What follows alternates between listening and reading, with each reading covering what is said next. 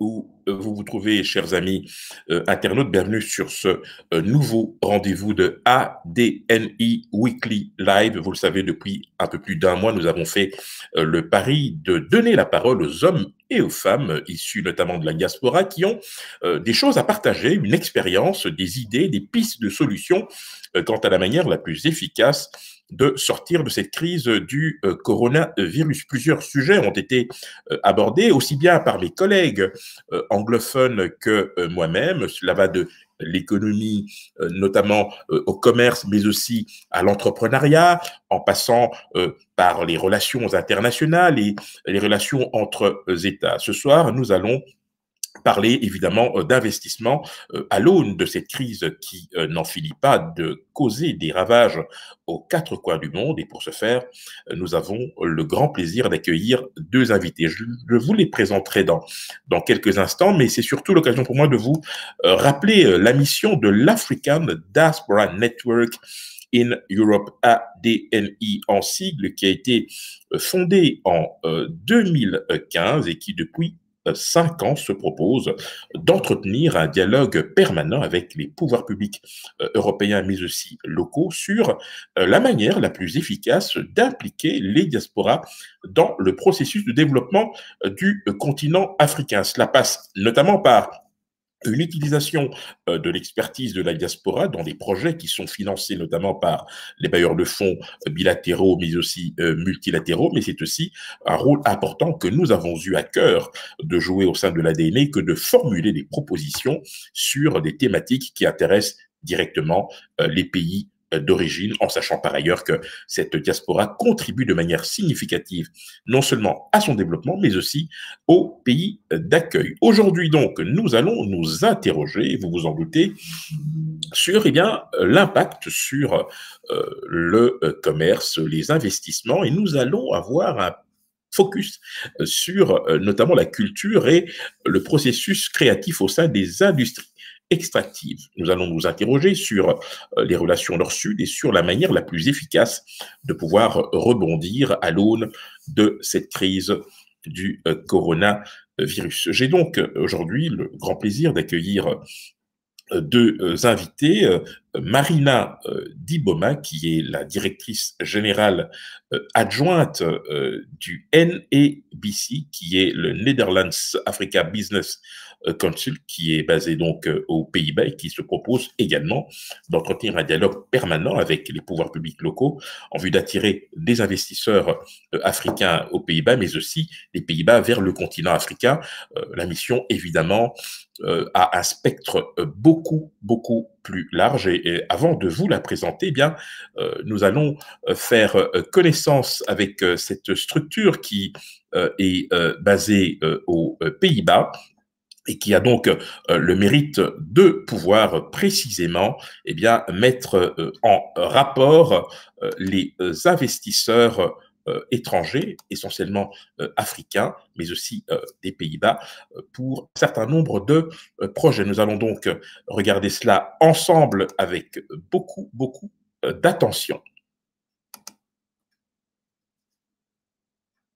Africa is a commercially thriving continent with an emerging middle class, dynamic markets, and a vibrant business sector. A continent with increasingly strong and stable governments, constantly improving their investment climate. NABC believes the private sector is the engine of economic growth through job creation and contributing to sustainable and inclusive development.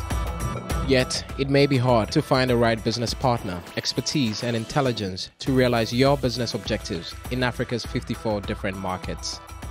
NABC is the Africa-focused business community in the Netherlands, with over 350 engaged members and a broader community of ambassadors, government officials, and over 10,000 Africa-focused contacts. It is our purpose to inform, inspire, catalyze, and connect businesses with Africa's opportunities and to empower our community to make confident business decisions in Africa. But how do we do it? By engaging a diversified community and offering customized matchmaking, by organizing high-level events such as Africa Works, the annual Ambassadors Dinner, Africa Insights Forum, the Fab Forum, and many sector and country-specific events. We organize trade missions to and from Africa, We also deliver practical business advisory services and coordinate multi-annual strategic programs. Do you want to develop a winning strategy for Africa? Connect with NABC today. NABC, confidence in African business.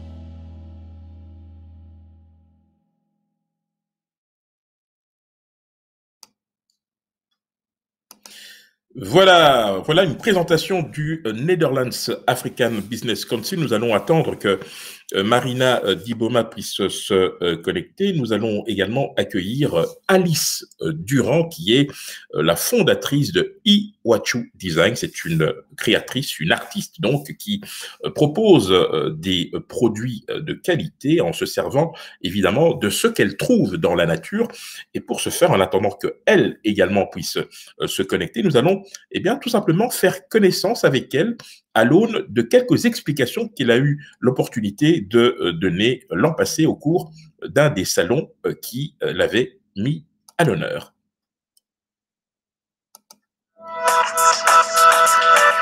Africa is a commercially thriving continent with an emerging middle class, dynamic markets, and a vibrant business sector. Créé la marque Iwachu Design. Oui. Qu'est-ce que tu proposes comme produit? Alors, Iwachu Design est une marque simplement qui travaille sur le principe de recyclage de la récupération dans la création, dans l'art. Et je crée à partir de matériaux qui m'entourent, tout ce qui m'entoure, j'essaye d'en faire quelque chose. Notamment, tu crées des bijoux en récupérant des matières. Voilà, je travaille, par exemple, celui-ci, c'est de la perle en papier que je récupère. Donc les revues, tout ce qu'on jette, je le récupère pour en faire des choses comme ça. Ou alors du tissu, j'utilise également des tissus, des chutes de tissu que je peux récupérer.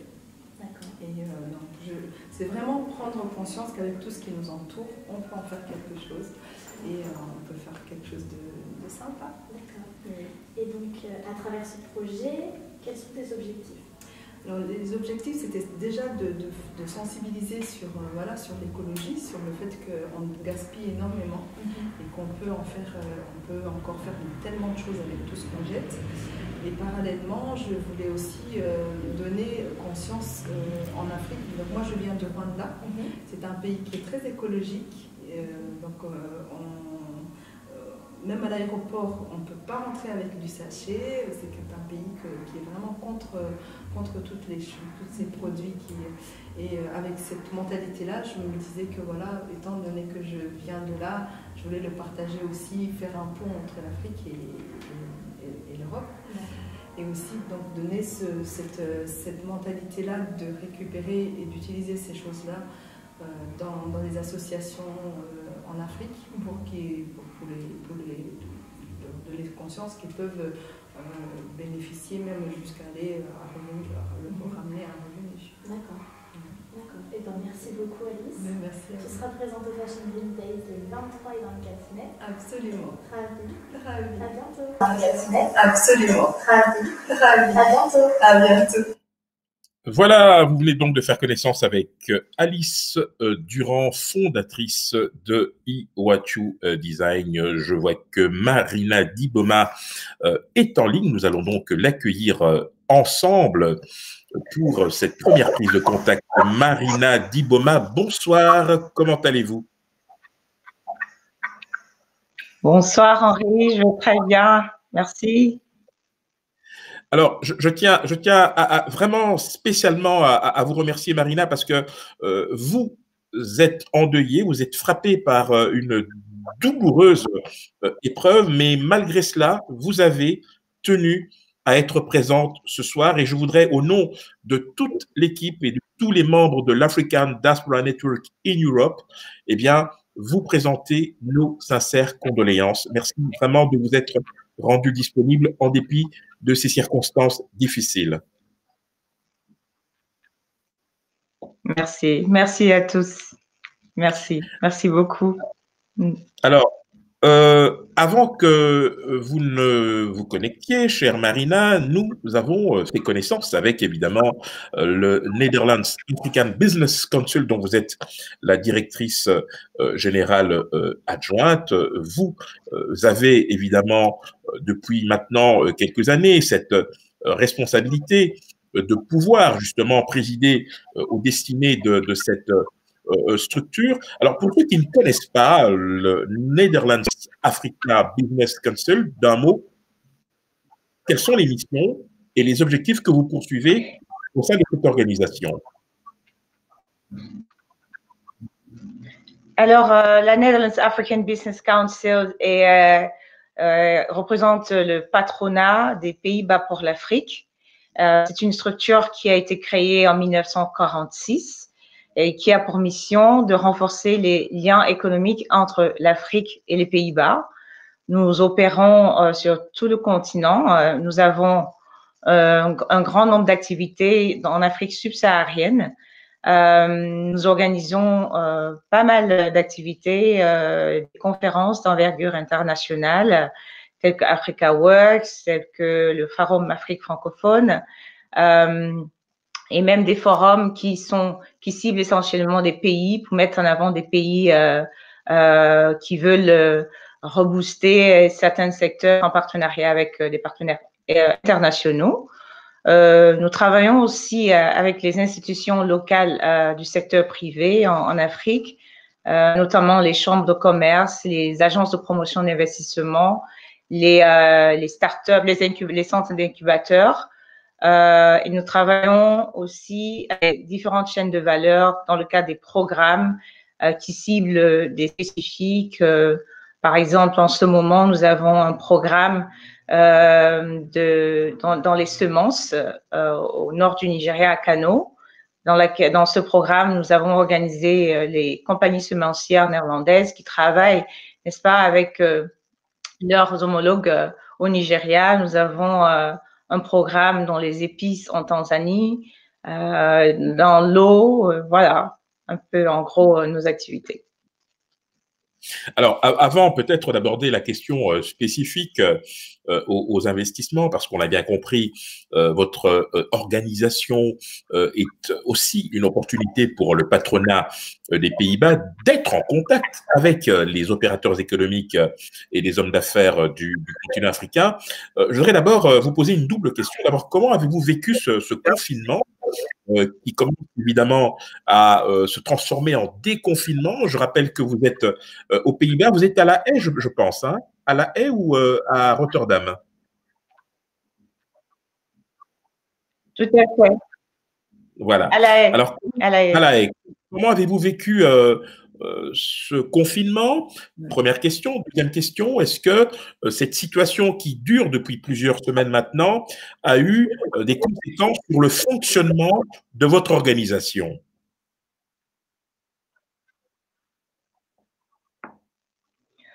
Bon, sur le plan personnel, le confinement, je pense que la pandémie nous a pris au dépourvu, toute personne, et comme tout le monde est resté chez soi, ce que j'ai aussi fait. Et donc, ça a été dès lors beaucoup plus de télétravail. Il fallait s'ajuster, s'habituer. Notre équipe, toute l'équipe est restée travailler à la maison. Nous avons dû donc revoir nos activités. Des missions économiques ont dû être annulées pour des dates encore inconnues pour le moment.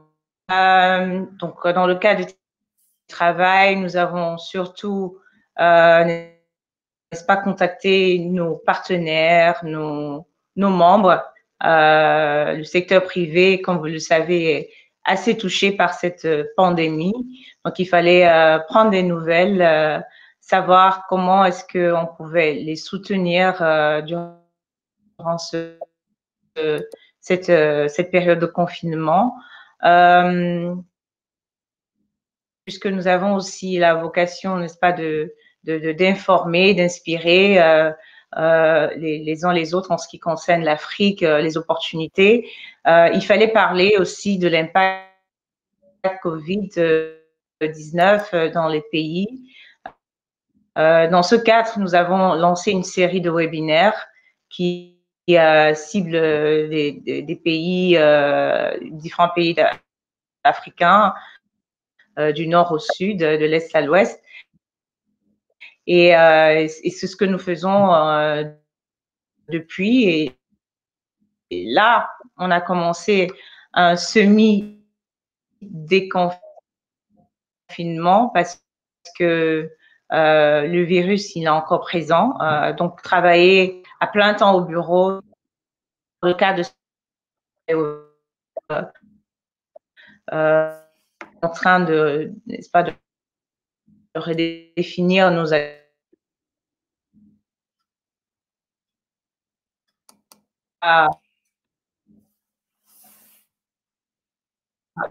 Alors, on a un petit souci de connexion. Des activités de facilitation.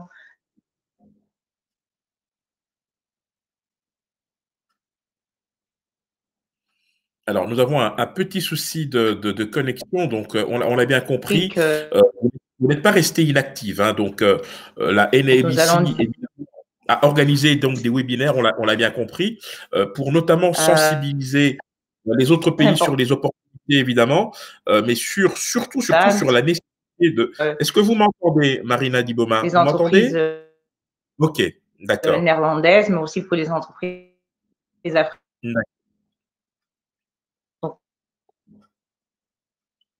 OK. Alors, restons oui. À ce niveau. Aussi engagés pour savoir comment les assister, comment pandémie et au sortir de la pandémie, renforcement de ces liens économiques. D'accord. Alors, on l'a bien compris, donc il y a évidemment un effort soutenu de la part de votre organisation pour maintenir les liens avec les pays partenaires, et ce, en dépit de la gravité du Covid-19.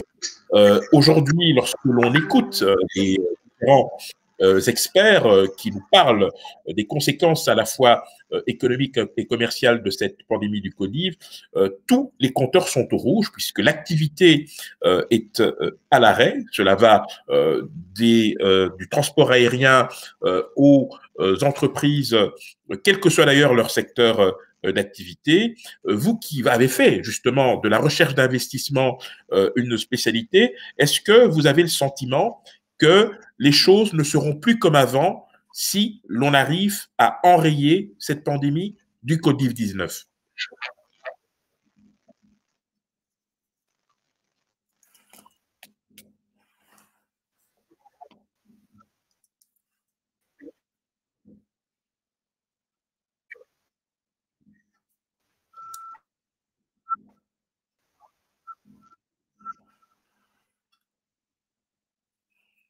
Alors, je ne sais pas si Marina, vous avez entendu ma question. Marina, est-ce que vous êtes toujours en ligne?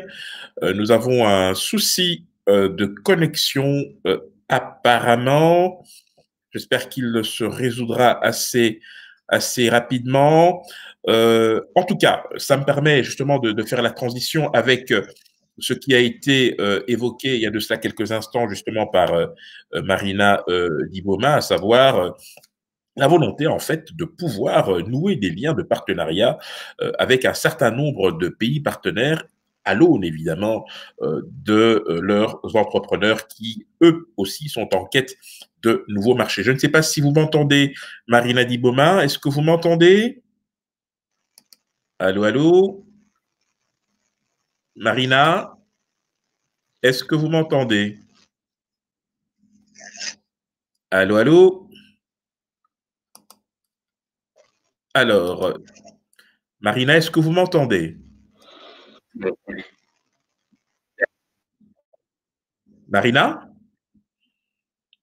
Alors, ce que nous allons faire, nous allons, sans transition, eh bien, vous montrer des images d'un événement important organisé notamment dans le cadre des activités du Netherlands Africa Business Council. Il s'agit du fameux forum francophone business qui a lieu donc chaque année maintenant aux Pays-Bas, une manière justement de pouvoir présenter à la fois le savoir-faire des entreprises africaines, mais surtout permettre à ces entreprises de promouvoir leur image de marque dans un contexte très particulier, avec évidemment l'ambition d'attirer des investisseurs privés, publics ou institutionnels.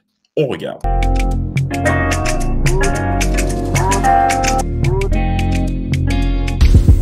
Today we are at the Fabriek in Utrecht. We are here at the 5th edition of the FAB Forum, the Francophone Africa Business Forum.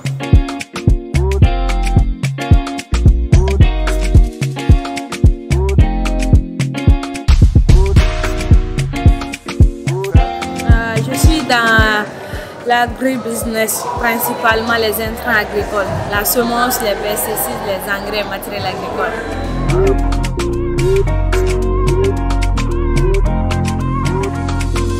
My message this afternoon was to bring value chain partners, business partners, but also finance alternative partners together at an early stage of developing the business case. This morning we really enjoyed having all these contacts and really having new contacts. Because, people from Mali, people from Senegal, so we really met interesting parties. Yeah, we had the opportunity to present as well in a workshop. And people were very enthusiastic. They took pictures from the drones and it was very nice.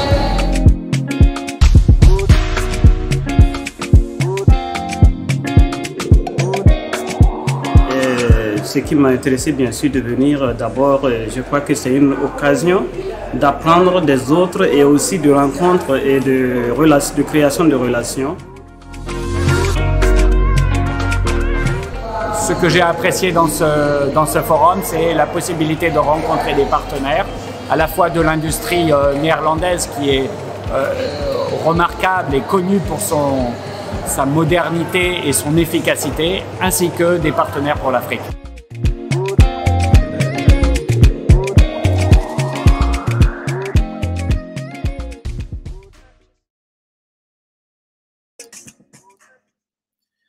Voilà qui nous a permis de faire connaissance avec l'une des activités organisées par le Netherlands Africa Business Council. Nous avons ce soir des difficultés d'ordre technique puisque mes deux invités ont visiblement du mal à nous rejoindre. Nous avons eu la chance de pouvoir compter sur Marina Diboma qui a pu présenter donc sa structure avant malheureusement que nous ne subissions les aléas de la technique. Nous attendons toujours que Alice Durand puisse se connecter. Mes deux invités donc ont accepté de nous rejoindre ce soir pour parler de l'impact du Covid-19 sur le commerce, les investissements et la culture, avec cette double question. Quid des échanges nord-sud dans ces relations et surtout la création artistique, comment est-ce que l'on peut rebondir à l'aune des difficultés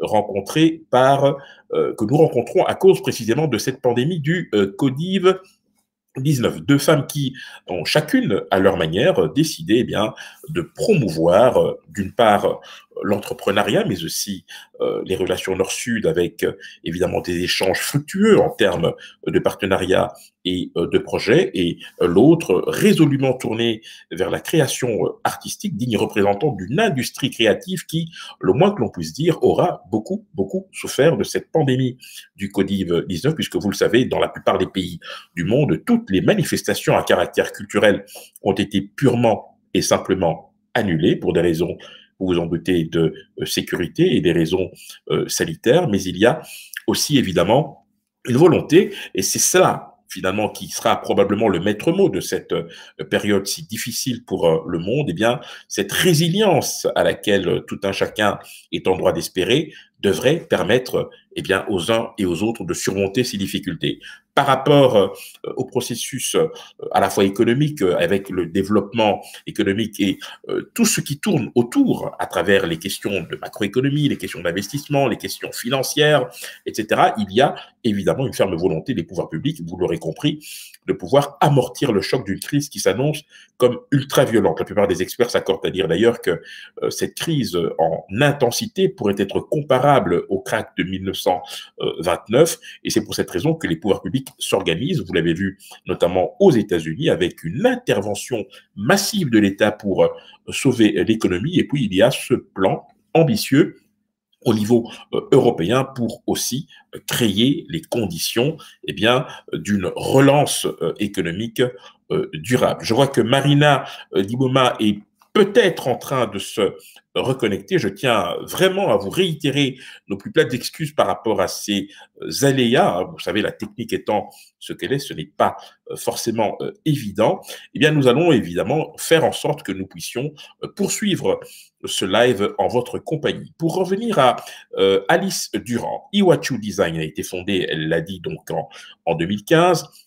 Dans un premier temps, elle s'est lancée dans la peinture, qui est sa première passion. Ensuite, eh bien, elle a entrepris de pouvoir créer des objets de la vie quotidienne, d'intérieur de maison, des sets de table, des ornements, des parures, bref, des choses qui intéressent un certain public, mais qui ont une particularité, évidemment, c'est d'avoir été créées avec des matériaux trouvés tout simplement dans la nature et autour d'elle. Nous allons, avec elle tout à l'heure, si elle parvient à nous joindre, eh bien, à faire connaissance et à approfondir la question sur la manière la plus efficace pour un créateur de rebondir alors que cette crise du coronavirus a eu ceci de désagréable de contraindre la plupart des créateurs eh bien, à ne plus pouvoir proposer au public le fruit de leur travail.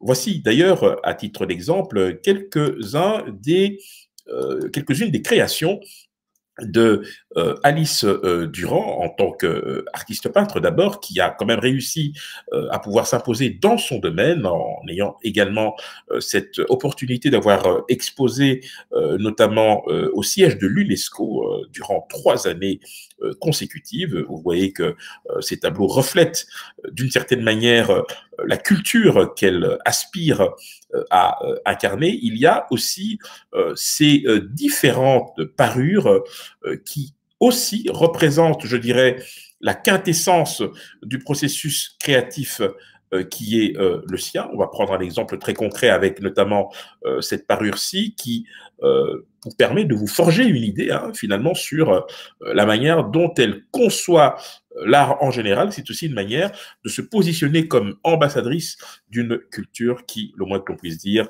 en a bien besoin. J'espère que nous avons en ligne maintenant l'une de nos 2 invités que nous attendons avec impatience. Je vois que Marina Diboma est en train d'arriver. J'espère que ce sera fait dans quelques instants. L'occasion pour moi, évidemment, de vous rappeler que nos invités interviennent respectivement, c'est le cas de Marina Diboma de La Haye aux Pays-Bas et Alice Durand intervient depuis Lille dans le nord de la France, 2 pays qui ont également, à l'instar de la Belgique d'ailleurs, amorcé le processus de déconfinement. Je vois que les choses commencent petit à petit à se mettre en place. J'espère en tout cas que nous aurons déjà un premier contact avec l'une de nos invités. Pour ceux qui viennent de prendre le relais sur notre programme, eh bien, j'ai le grand plaisir eh bien, de vous présenter la structure dont Marina Diboma est la directrice générale adjointe. Il s'agit du Netherlands Africa Business Council, l'occasion pour vous, mesdames et messieurs, de faire connaissance avec. On regarde. Africa is a commercially thriving continent with an emerging middle class, dynamic markets, and a vibrant business sector. A continent with increasingly strong and stable governments, constantly improving their investment climate. NABC believes the private sector is the engine of economic growth through job creation and contributing to sustainable and inclusive development. Yet, it may be hard to find the right business partner, expertise, and intelligence to realize your business objectives in Africa's 54 different markets. NABC is the Africa-focused business community in the Netherlands, with over 350 engaged members and a broader community of ambassadors, government officials, and over 10,000 Africa-focused contacts. It is our purpose to inform, inspire, catalyze, and connect businesses with Africa's opportunities and to empower our community to make confident business decisions in Africa. But how do we do it? By engaging a diversified community and offering customized matchmaking, by organizing high-level events such as Africa Works, the annual Ambassadors Dinner, Africa Insights Forum, the FAB Forum, and many sector and country-specific events. We organize trade missions to and from Africa. We also deliver practical business advisory services and coordinate multi-annual strategic programs. Do you want to develop a winning strategy for Africa? Connect with NABC today. NABC, confidence in African business.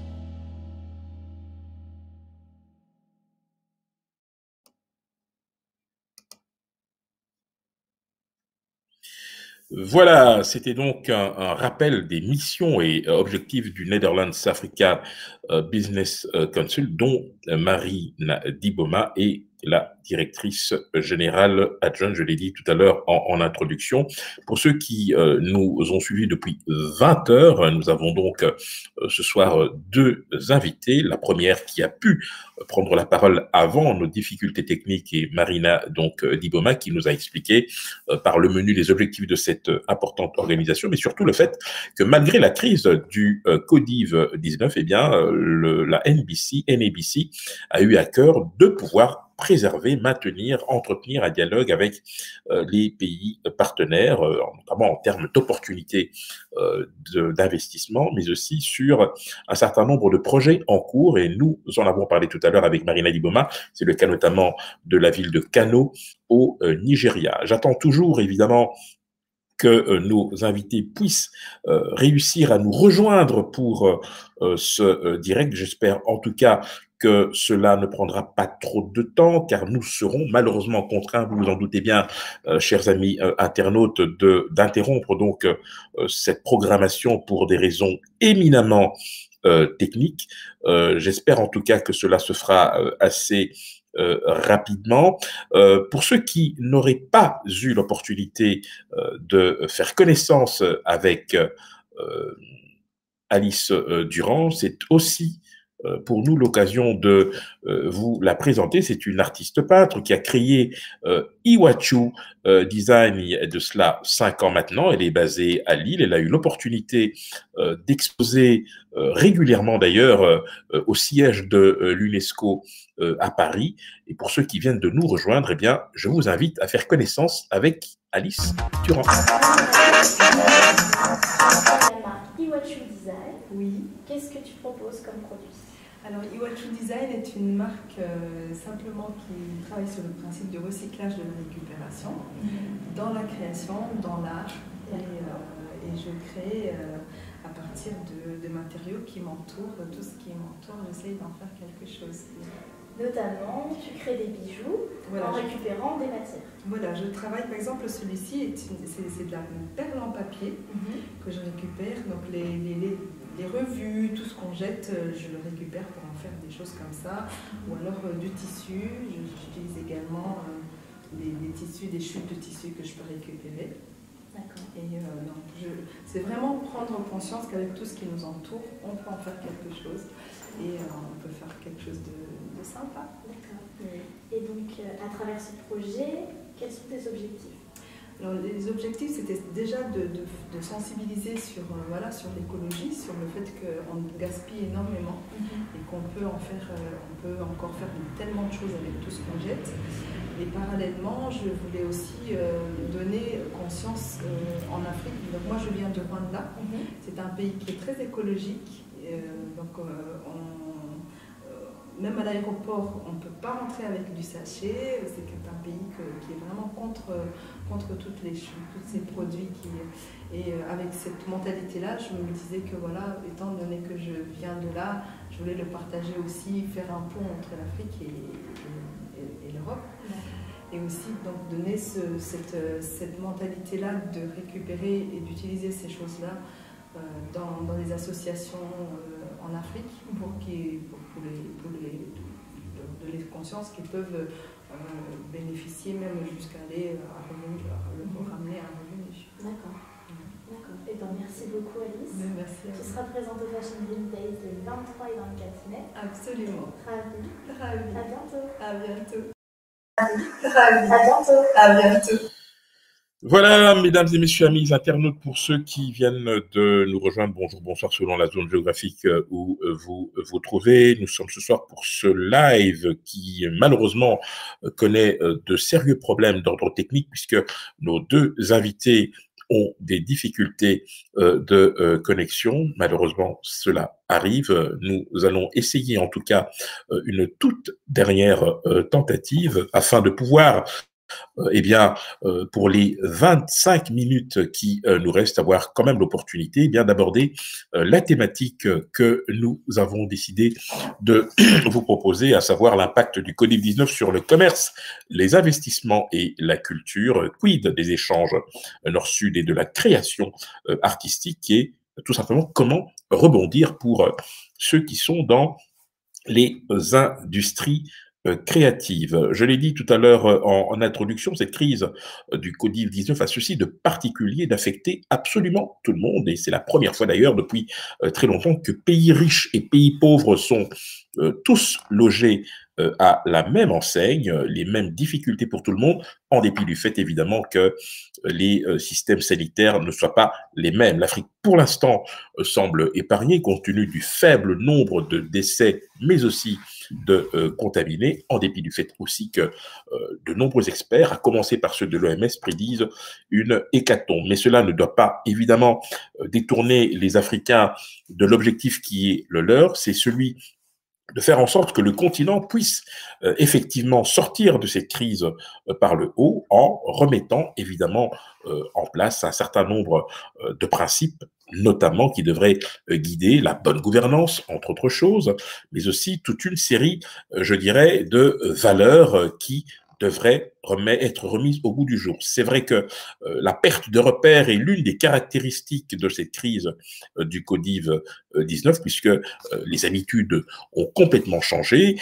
Le monde semble en tout cas avoir subi un triple choc, un choc d'ordre civilisationnel, identitaire, mais aussi, il faut bien le dire, un choc existentiel, puisque les relations entre individus doivent être repensées désormais, et ce, évidemment, à l'aune des gestes barrières et de la distanciation sociale par rapport au choc civilisationnel. Vous l'aurez compris, au tout début de cette crise du Covid-19, on a vu évidemment une Europe qui semblait minimiser l'importance de cette pandémie, qui voyait les choses avec un peu de condescendance, mais qui s'est très vite retrouvée dans les pires difficultés, avec une Chine pointée du doigt, c'est le moins que l'on puisse dire, mais qui a su se montrer beaucoup plus résiliente que le reste du monde. Et puis nous avons eu effectivement cette crise d'ordre existentiel aussi, et surtout qui a permis, avec certaines passes d'armes, notamment sur la perspective de voir le pays, les pays africains être ciblés pour des vaccins expérimentaux, eh bien on a vu cette levée de bouclier pour refuser un processus qui allait une fois de plus faire du continent un cobaye. Vous l'aurez compris, cette crise décidément n'aura épargné personne, et c'est pour cette raison que nous nous sommes résolument engagés au sein de l'ADN pour Eh bien, tout simplement, vous faire présenter, en tout cas, donner la parole à des hommes et des femmes qui, chacun à leur manière, en fonction de leur sensibilité, ont des solutions à proposer pour précisément amortir le choc dans ce monde post-Codiv 19 qui semble se profiler à l'horizon et qui ne laisse personne indifférent, c'est le moins que l'on puisse dire. Aujourd'hui, il est temps, en tout cas, d'envisager, et dans le premier chef, les pays africains, eh bien, des solutions locales, à l'image de ce qui s'est passé il y a de cela quelques semaines avec Madagascar, avec ce remède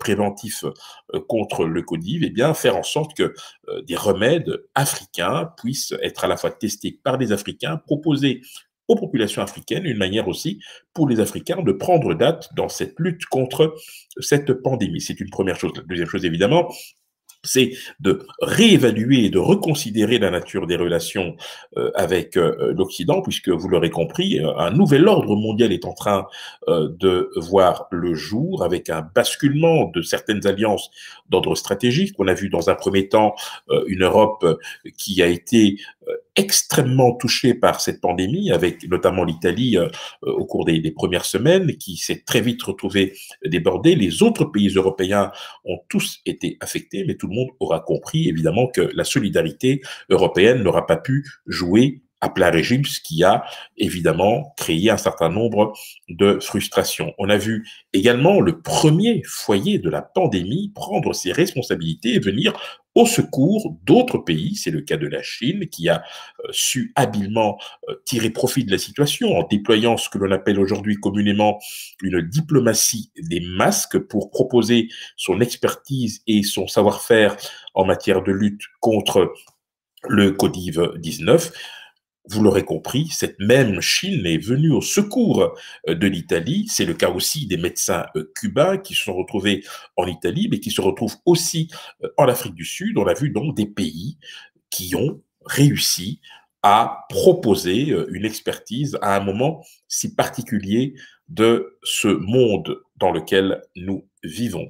Je pense, mesdames et messieurs, amis internautes, que nous allons devoir interrompre notre programme à cause de la difficulté que nos invités ont à se connecter. Je voudrais donc vous réitérer mes plus plates excuses pour ces difficultés techniques qui ne nous auront pas épargnés. Je rappelle que demain, samedi, c'est ma collègue anglophone qui prendra le relais pour un sujet tout aussi passionnant. Nous reprendrons évidemment à partir de jeudi, vendredi et samedi de la semaine prochaine le cours évidemment de nos lives avec davantage d'invités. Retenez que la semaine prochaine, le vendredi 22, nous parlerons essentiellement d'environnement, de transition écologique et de développement durable avec deux invités. Je vous fais la surprise puisqu'ils vous seront présentés au cours de cette même semaine. En attendant, quelle que soit la zone géographique dans laquelle vous vous trouvez, je vous souhaite une excellente journée ou une excellente soirée. À très bientôt.